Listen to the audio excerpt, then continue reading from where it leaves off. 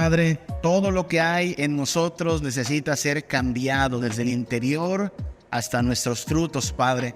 Necesitamos conocerte, amarte, pero también someternos y confiar en tu palabra. Entonces vamos a abrirla, vamos a estudiarla. Te pedimos que sea para nosotros como un espejo en el cual nos veamos tal como somos, necesitados de ti, y que también sea una guía hacia Cristo tu Hijo para que lo veamos como el centro de toda nuestra vida, nuestro todo en todo, Padre. Que esta palabra, entonces, tu palabra, sea lámpara y lumbrera a nuestro caminar. Te lo pedimos por Cristo Jesús. Amén. No sé si usted se ha dado cuenta, pero los problemas en nuestro país como que se van acumulando día a día. Estamos atravesando una situación económicamente cada vez más tensa, en cuestión de seguridad cada vez más sangrienta, en cuestiones de descomposición social cada vez hay más inmoralidad. Y eso no nos sorprende. La Biblia nos advierte que conforme se acerca el día final, muchas cosas de estas van a ser la norma. Sin embargo, pues sí sentimos los problemas. ¿Tiene usted acaso problemas en su vida? ¿Va a enfrentar problemas esta semana? No tengo que ser adivino para saber que todos nosotros enfrentamos problemas. Jesús mismo advirtió que cada día traería su propio mal. ¿Se acuerda? Cada día traerá su propio mal. Así es que no quiero desanimarme, pero esta semana toca hacerle frente a algunos problemas, algunas dificultades. Con la ayuda de Dios vamos a salir adelante y vamos a sobreponernos y permaneceremos firmes en Él y en su poder. Sin embargo, también es cierto que hay de problemas a problemas, ¿no? No todos están al mismo nivel de dificultad. No todos los problemas que enfrentamos nos sacuden por igual. Por ejemplo, una cosa es que se nos acabe el gas. Digamos que usted llega hoy de aquí del templo a su casa, hermana, y oh sorpresa, se nos acabó el gas. Es un problema, pero comparado, por ejemplo, con que mañana nos llega la noticia de que nos quedamos sin trabajo, pues como que hay de problemas a problemas, ¿no? El gas, bueno, ahí vemos cómo lo solucionamos. Hay microondas, hay una parrilla, hay leña, algo nos vamos a inventar. Sin embargo, quedarse sin trabajo es un problema mayúsculo, ¿no? O qué tal si esta semana usted quería lavar, quería echar toda esa ropa que está allí esperando a ser lavada y, oh sorpresa, se le descompone la lavadora. Ah, caray, aquí falló esto. Estaban fallando nuestro controlito. Bueno, supongamos que pasa eso, que usted descubre que se descompone su lavadora, comparado con que su hijo no entre a la universidad. Algunos muchachos están preparándose para entrar a la universidad, ¿no? Algunos muchachos están haciendo examen de admisión. Supongamos que ya hizo todo el proceso, supongamos que pagó todos los cursos y, oh cielos, no hubo chance de entrar a la universidad. Es un problema diferente, ¿no? Porque bueno, si la lavadora se descompone, ahí la arreglamos, pero el muchacho a lo mejor tendrá que ingeniárselas para entrar el próximo año, o no sé. O supongamos que nos detectan una enfermedad de estas que son difíciles de tratar. Algo tendremos que hacer. Hay de problemas a problemas. ¿Cuál es el mayor problema que enfrentamos, hermanos? ¿Cuál es el mayor problema que enfrentamos como personas cada día, cada semana? ¿Será acaso la salud? ¿Será acaso la economía?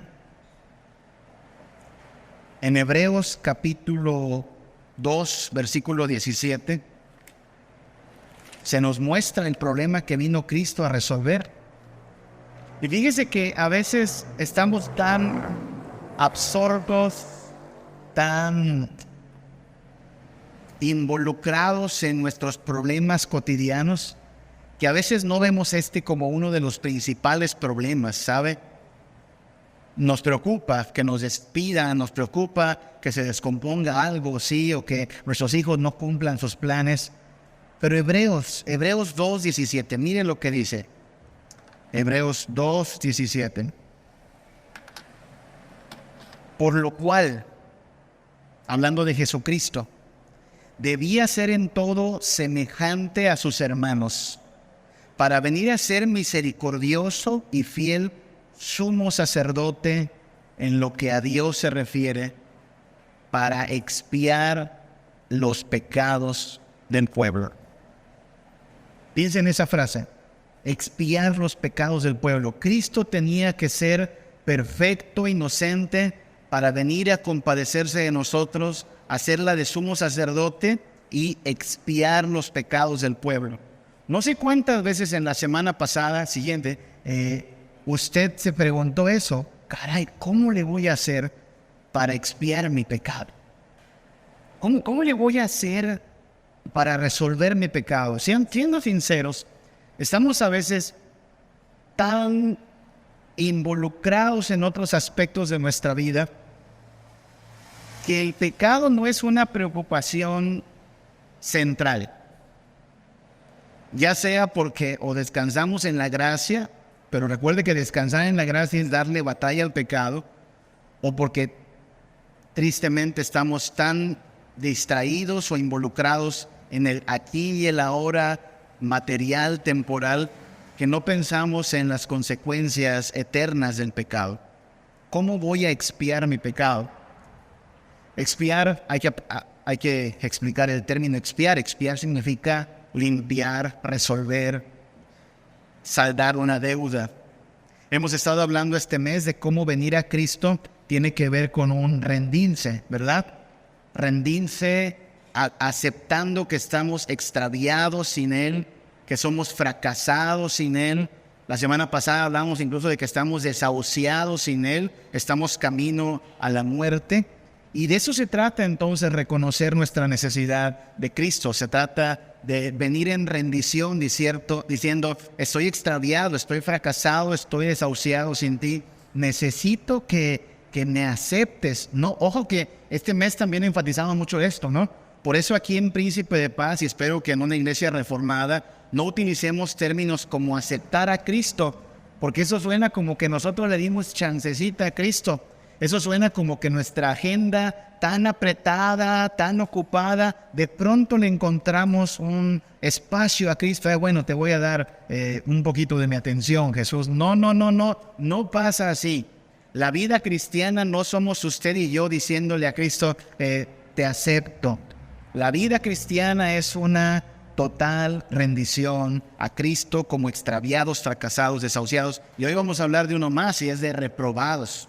Estamos reprobados sin Cristo. De eso vamos a hablar. Y no estamos hablando de una reprobación en un examen de educación básica o en un curso de capacitación. Estamos hablando del día en el cual el ser humano se va a presentar ante el trono de Dios para ser juzgado. Ese día está cada vez más cerca, ¿verdad?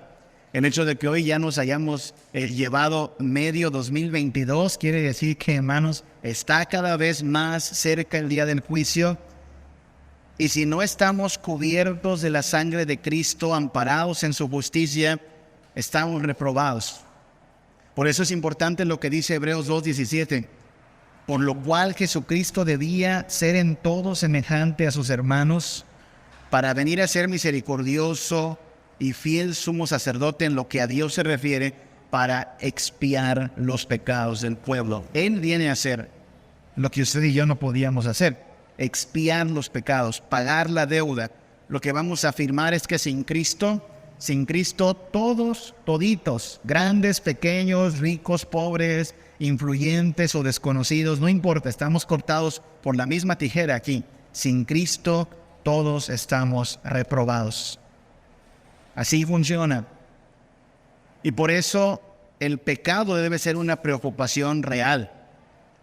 La vida cristiana no es despreocuparse por todo, es despreocuparse por lo que no importa y preocuparse por lo que importa.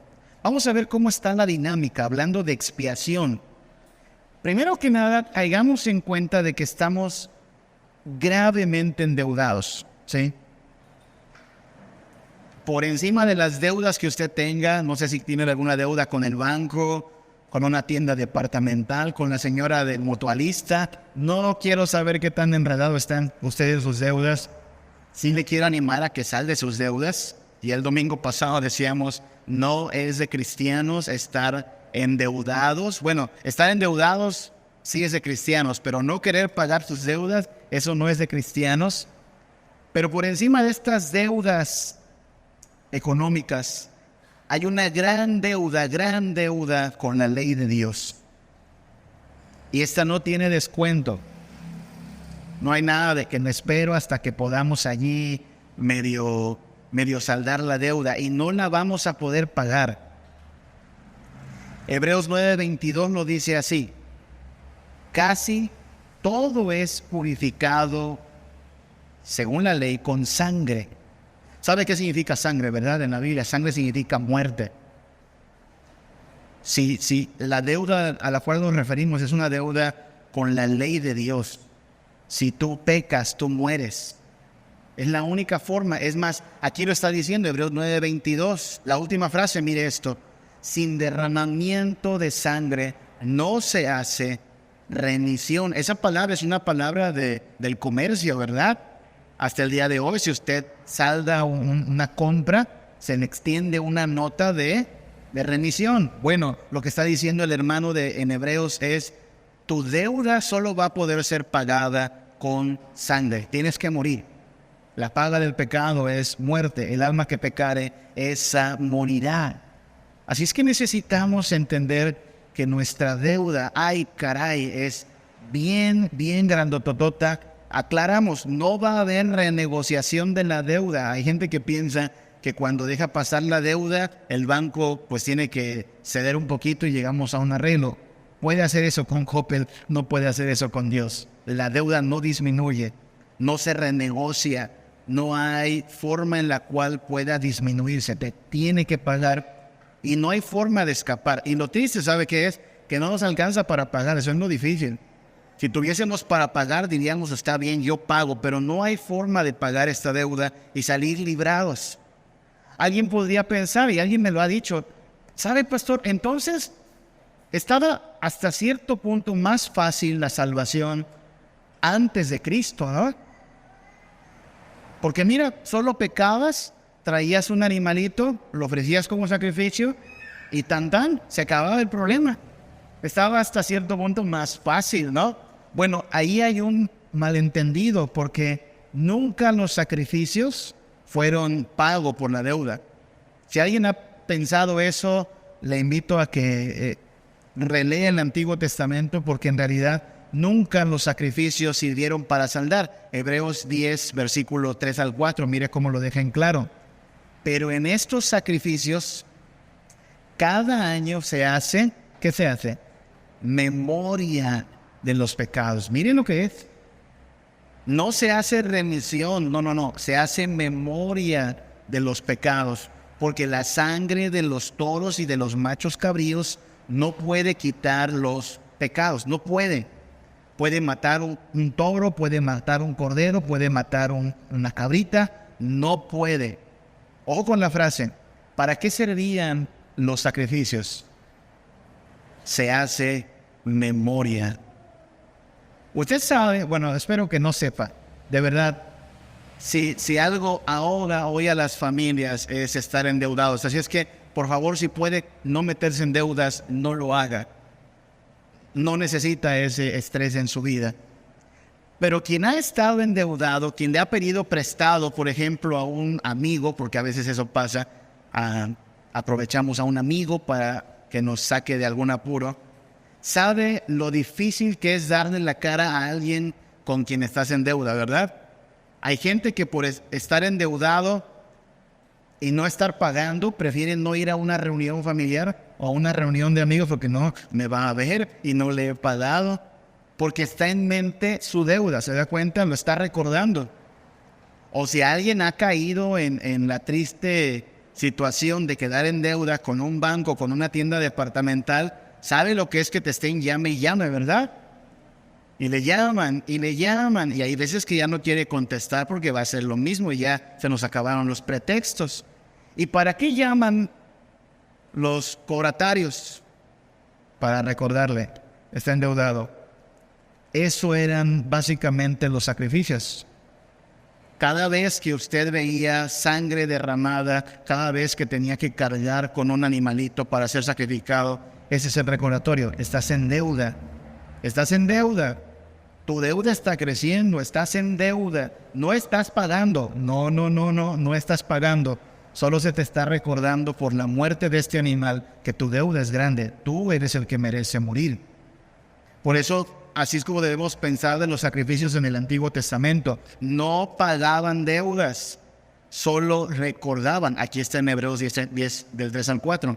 Solo son para traer a la memoria el hecho de que nuestro pecado es grande. Hay quien diría, siguiente, cuando a alguien le están molestando por teléfono, no, ay, me molestan por teléfono esos del banco. ¿Cómo se resuelve eso? ¿Cómo te dejan de molestar? Pues paga la deuda, págala. ¿No quieres que te molesten? Paga. Y hay veces que también pasa en algunas iglesias, en Príncipe no, ¿verdad? En algunas iglesias, por alguna razón, cuando se habla de pecado, cuando se habla de la ira de Dios y el juicio, hay quien piensa que el mensaje es muy duro. No es muy duro. Es un recordatorio de lo que es importante, hermanos. Grave error cometeríamos en hablar de cosas superfluas, temporales, y no ocuparnos del grave problema de nuestro pecado. ¿Cómo vamos a presentarnos delante de Dios? Solo en Jesús hay esperanza. Hebreos 10, 17 al 18. Esta es la esperanza que tenemos en Jesús. Esto es lo que estamos celebrando hoy. Que siendo grandísima nuestra deuda, impagable en nuestros recursos, vino Cristo Jesús, tomó nuestro lugar en la cruz, la ira de Dios cayó sobre Él, la deuda fue saldada por Él. Y por eso se cumple la palabra de Hebreos 10, 17 al 18. Nunca más me acordaré de sus pecados y transgresiones. Esta es una buena noticia. Dios está diciendo, estoy dispuesto a resolver tu deuda. Y voy a resolverla no quitándote a ti porque no tienes para pagar. Tú estás en quiebra, sino proveyendo el pago por medio de Jesús, mi Hijo. Por eso nos encanta ese himno, glorioso intercambio, ¿verdad? Él toma tu lugar, Él paga tu muerte, te da vida por su muerte. Pues donde hay remisión, note esta hermosa frase, donde hay remisión de estos, no hay más ofrenda por el pecado. ¿Por qué no estamos hoy sacrificando animales, corderos? Porque ya se pagó el precio. Ya no necesitan recordarme que estoy en deuda. No estoy en deuda. Cristo pagó. Ya está. El sacrificio perfecto ha hecho remisión por nuestros pecados. Hebreos 10, 17 al 18. Y donde hay remisión, donde ya se pagó, ya no hay más ofrenda por el pecado. Es solo en Cristo, hermanos. Y por eso Cristo debe ser el centro de nuestra fe, pero también el fundamento de nuestra confianza día a día. Otros problemas van a venir. Y no quiero minimizar sus problemas. Todos aquí los tenemos. Y un día van a ser problemas más graves, pero créame, el problema del pecado es el más grave problema. Si ese está resuelto, todos los demás son llevaderos. Es más, todos los demás problemas tienen solución. Incluso la muerte. El que está en Cristo, aunque esté muerto, vivirá. Por eso la muerte no es en sí un problema que nos quite el sueño. Ay, ¿cómo le voy a hacer si me muero? Si estás en Cristo, tienes vida eterna. Claro, cuida tu salud y ve al doctor, pero la muerte va a ser revertida en victoria. Puedes tenerlo todo en esta tierra, pero si no tienes a Cristo y si mueres en tus pecados, ay, mi amigo, mi hermano, estás en serios problemas. ¿Por qué es tan grave el pecado? Porque hay ira. O sea, no solo estamos endeudados a causa del pecado, sino que lo que el pecado contrae de parte de Dios es ira. ¿Sabe qué es la ira? Ira es enojo. Ira es abominación, ser abominados por Dios. Ira es ser despreciables a la vista de Dios. Ira es ser rechazados por Dios en su presencia. Ira es el santo enojo de Dios contra todo lo que se opone a su pureza, a su verdad y a su justicia. Y el problema del pecado es que Dios está airado contra el pecador. Si usted y yo somos pecadores, Dios está airado contra nosotros. Y el veredicto es que no hay reposo para los que mueren reprobados. El veredicto es que el cielo, es muy importante entender eso, ¿sabe? El cielo no es un derecho humano, hermanos. En esta era en que nos tocó vivir, está de moda hablar de derechos humanos y la gente reclama derechos por todas partes y tal parece que hasta le podemos exigir a Dios que nos tiene que mandar al cielo a todos. Y bueno, usted puede exigirle aquí al político que anda en campaña derechos, si quiere le va a prometer la luna y las estrellas, pero a Dios no le puede exigir lo que usted quiera. ¿Cómo con qué derecho? ¿Cómo con qué derecho le diríamos a Dios, Dios, me merezco entrar a tu cielo? Él diría, no. Usted está endeudado, no tiene para pagar. De hecho, yo estoy enojado contigo por ser un vil pecador, así es que no tienes derecho a entrar al cielo. Mi cielo, mis reglas. Punto. No lo digo yo nada más. En Hebreos 3:11 es así de tajante el veredicto de Dios, ¿se acuerda? Por tanto, dice Dios, juré. ¿En dónde? En mi ira. Juré en mi ira. No entrarán en mi reposo. No entrarán. Se refiere a los pecadores. Se refiere a aquellos que incluso escucharon la voz, pero se rebelaron contra Dios. Pues no son bienvenidos en mi reposo, dice Dios. ¿Y por qué? Porque les toca la ira de Dios. Así funciona el reino de Dios. Quien se rinde en arrepentimiento y fe, quien le busca en verdadero odio por su pecado y en la esperanza de que solo Cristo le libra de la maldición, él recibe misericordia. Pero quien quiere vivir, quien intenta vivir como si fuera su propio Dios, no está más que viviendo bajo la ira de Dios. Hebreos 4:6 nos habla de que es por causa de la desobediencia. Aquellos incrédulos, aquellos rebeldes, se les anunció la buena nueva, pero no entraron. ¿Por causa de qué? La desobediencia. No obedecieron. No se sometieron. Recuerda, estamos hablando de rendición. La vida cristiana es una vida de rendición, de sometimiento, obediencia, pues. Hermanos, la ira de Dios es algo que sí debe hacernos temer. Hay gente que le tiene más temor a otras cosas que en realidad no son fatales, pero la ira de Dios es temible. Es más, el mismo libro de Hebreos nos dice que es una cosa horrenda caer en manos de un Dios vivo. No es algo que queremos experimentar. Ahora, la buena noticia es que cuando usted y yo estamos en Cristo, somos libres de la ira. Y eso lo cambia todo, hermanos. Esta semana pude hablar con un hermano. Él fue mi alumno en el seminario, pero cuando estaba en el tercer año, el seminario dura 4 años, ¿ok? Estaba en el tercer año, un día simplemente dijo, pastor, me voy a retirar del seminario, ya pedí permiso a la rectoría, voy a ir a cuidar a mi padre. Mi padre ha sido diagnosticado con cáncer y voy a ir a atenderlo, porque es incrédulo. Y quiero dedicar el tiempo que Dios le permita a insistirle en que tiene que arrepentirse.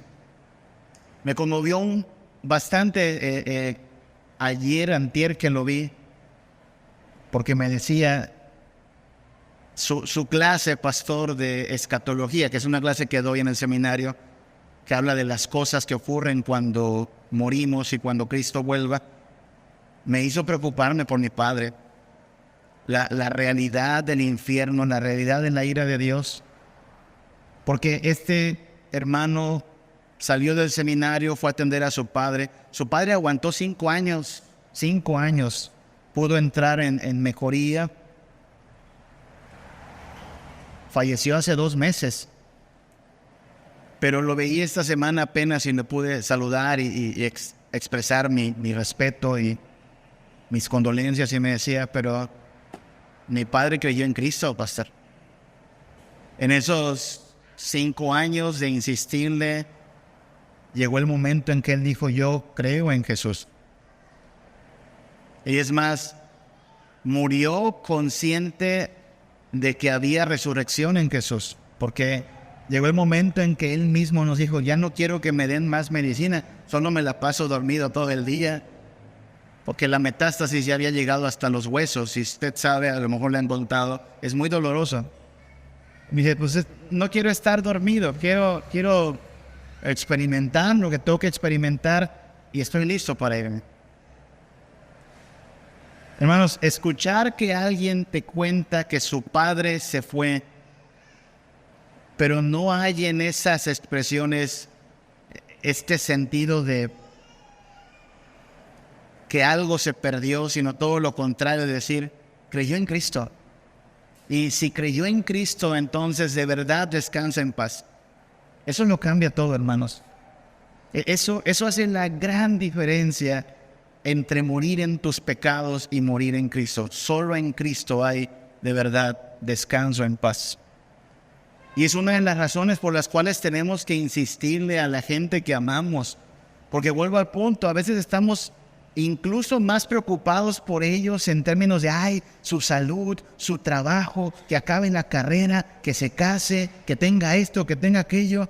Pero hermano, ¿no te parece espeluznante y preocupante la posibilidad de que tus hijos lo tengan todo en esta tierra y estén en camino al infierno? ¿No te hace temblar? ¿No te hace desesperarte hasta las lágrimas y decir, Dios, ten piedad de mis hijos? Porque podrían tenerlo todo en esta tierra, pero si está un camino a las llamas eternas del infierno, no es más que cuestión de tiempo para que crujan los dientes. Y a veces como padres también caemos en este error.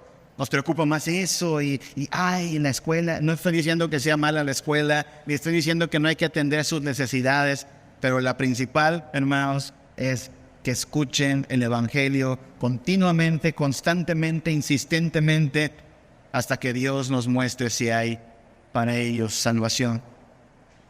Dígaselo así a su hijo. Si un día mueres, hijo, no quiero que esas palabras en tu lápida sean una mentira. No quisiera pensar que ese descanse en paz es una falsedad. Y encarguémonos nosotros de que incluso nuestra vida tenga esa esperanza. Que cuando digan que murió el hermano fulano, la hermana sotana, se sepa que murió alguien que creyó en Cristo y que se aferró a Cristo hasta el final. De eso depende todo, hermanos. En Cristo es en quien queda resuelto el problema del pecado y la ira. Hebreos 9:28 lo dice así: Cristo fue ofrecido una sola vez para llevar los pecados de muchos. ¿Se da cuenta? Él tomó nuestro lugar, cargó el pecado y por eso la ira cayó sobre él. Mi pecado, tu pecado, si somos creyentes en Cristo Jesús, fue castigado en Cristo. Y va a aparecer por segunda vez, estamos en cuenta regresiva para eso, sin relación con el pecado, para salvar a los que en él esperan. ¿Salvar de qué? De la ira. El día del juicio es también conocido en la Biblia como el día de la ira. ¿Ha leído Apocalipsis? El día del juicio es el día en que se derrama la última copa de la ira. Pero usted y yo no beberemos de esa copa porque Cristo la padeció en nuestro lugar. Y eso nos lleva a un asunto más. El pecado es tan grave porque hay un juicio pendiente, cada vez más cercano, va a ser severo. No es como los juicios de la tierra donde tristemente la corrupción a veces hace de las suyas. No, este juicio es severo, es justo, es irrevocable también. Aquí puedes apelar a una segunda instancia, a una tercera instancia, puedes ampararte, un montón de cosas y formas de evadir la ley. Este juicio es irrevocable y es inescapatoria. Aquí, tristemente, existe algo que se llama impunidad, ¿no? Que es el culpable anda libre como si no hubiera hecho nada. No, delante del trono de Dios no hay impunidad, no hay escapatoria. Se acerca el juicio. Hebreos 9:27 lo dice así: está establecido para los hombres que mueran una sola vez y después de esto, el juicio. El juicio. ¿Cómo nos vamos a presentar ante este juicio, hermanos? ¿Cómo se presenta una persona ante el juicio? Y aclaremos, no es pues a ver cómo nos va. A veces le hago esa pregunta a las personas, ¿cómo se va a presentar ante Dios? Y no sé si somos o nos hacemos, pero a veces la respuesta de alguien es, pues a ver cómo nos van. Dicen, ¿en serio? ¿Tan ingenuos somos o tan testarudos somos? Porque no es la clase de cosas que usted dirá, pues vamos a esperarnos a ver cómo salimos ese día. No, analicemos nuestra vida, cómo nuestra vida está Cristo ausente, ya sabemos cómo va a terminar el juicio. Claro, eso le podría decir a alguien, ¿no? Si tiene algo mejor que Cristo, si alguien ha encontrado algo mejor que Cristo, no se preocupe, saldrá bien el juicio. Pero si no tiene a Cristo, entonces preocúpese. Ahora, los cristianos sabemos que no hay nada mejor que Cristo. O sea, o estamos en Cristo o estamos perdidos. Pero es una forma de desafiar a veces al incrédulo, ¿no? Si encuentras una mejor manera de salir librado de las llamas del infierno, ándate tranquilo. Pero si no tienes a Cristo y no tienes algo mejor que Él, más te vale rendirte ahora que hay tiempo. Me llamó la atención que acaba la Secretaría de Educación Pública esta semana de mandar un comunicado. Por segundo año, el año pasado también ocurrió y este año lo repitieron, ¿no? Nadie va a recibir una calificación inferior al 6. Amén.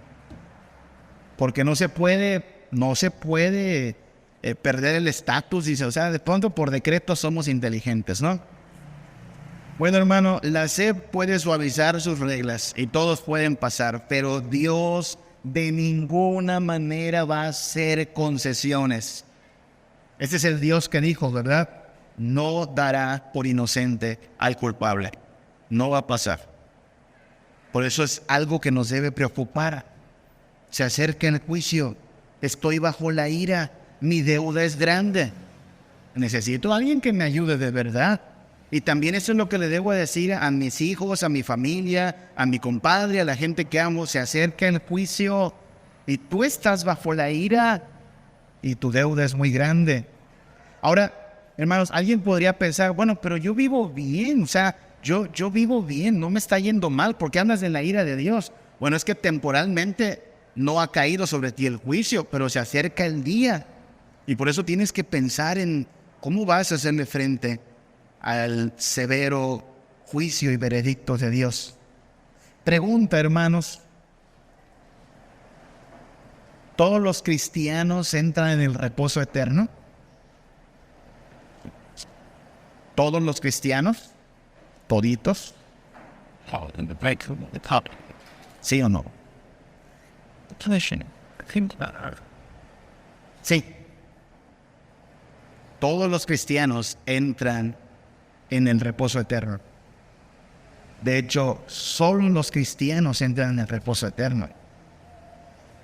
Nada más que hay que aclarar, los falsos cristianos no. Ahora, no debería haber distinción entre los buenos cristianos y los malos cristianos, ¿verdad? No existen los malos cristianos. La Biblia lo que nos dice es que tenemos que ser adoradores en espíritu y en verdad, santos en toda nuestra manera de vivir, no engañarnos a nosotros mismos. ¿Quiénes son los malos cristianos? Los que se engañan a sí mismos. Los que tienen actitud de piedad pero niegan la eficacia de ella. Los que son oidores pero no hacedores. Y es ahí donde tenemos que mirar hacia nosotros mismos, porque mire, hasta aquí podría ser fácil decir, sí, que se arrepientan los pecadores, que se rindan los pecadores. Nosotros, gracias a Dios, estamos en la iglesia. Sí, pero ¿dónde comienza el juicio? ¿Se acuerda dónde comienza el juicio? En la casa de Dios. Y en nuestra doctrina, perdón que me ponga un poco técnico, pero hay algo que llamamos la iglesia visible y la iglesia invisible. No son dos clases de iglesia, son dos aspectos de la iglesia. La iglesia visible es la que usted y yo vemos, la visible. una mezcla de trigo y cizaña, cabritos y ovejas. La iglesia invisible es la de los cristianos auténticos. Y aquí es donde usted y yo tenemos que mirar así, sí, conozco un montón de cabritos, pastor, sí. Y conozco un montón de cizaña también. Si yo le contara, hasta pastores falsos conozco. Sí, de todo eso hay, pero no estamos hablando de eso. Póngase al espejo y pregúntese, ¿y usted qué es? ¿Y yo qué soy? ¿Cabrito? ¿Oveja? ¿Trigo o cizaña? Porque el juicio comienza por la casa de Dios, eso lo dice Pedro. Y entonces va a haber un pase primero de revista a la iglesia. A ver, todos esos de María Luisa, tanto que se congregan, qué bueno. Pero cuán firmes fueron sus convicciones. Cuán radical fue su lucha contra el pecado. ¿Eran acaso cristianos en toda su manera de vivir o de dientes para afuera? ¿Eran acaso creyentes que seguirían a Cristo hasta la muerte o eran solo en apariencia? Porque esta es la advertencia que tenemos en Hebreos 10:26. Hebreos 10:26 al 29. Si pecaremos voluntariamente después de haber recibido el conocimiento de la verdad, ya no hay más sacrificio que hacer. O sea, ya una vez que conocimos la verdad, pero nos mantenemos pecando voluntariamente, o sea, queremos vivir con un pie en el reino de Dios y un pie en el pecado, ya no hay más que se te pueda ofrecer para ayudarte. Versículo 27, sino una horrenda expectación de juicio y de hervor de fuego que ha de devorar a los adversarios. Miren lo que dice este pasaje.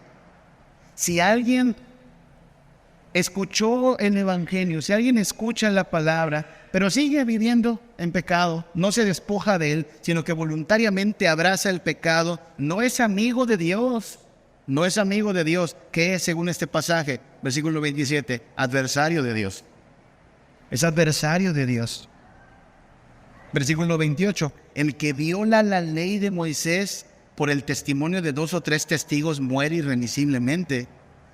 ¿Cuánto mayor castigo pensáis que merecerá el que pisoteare al Hijo de Dios y tuviere por inmunda la sangre del pacto? O sea, si alguien dice, no importa, voy a pecar,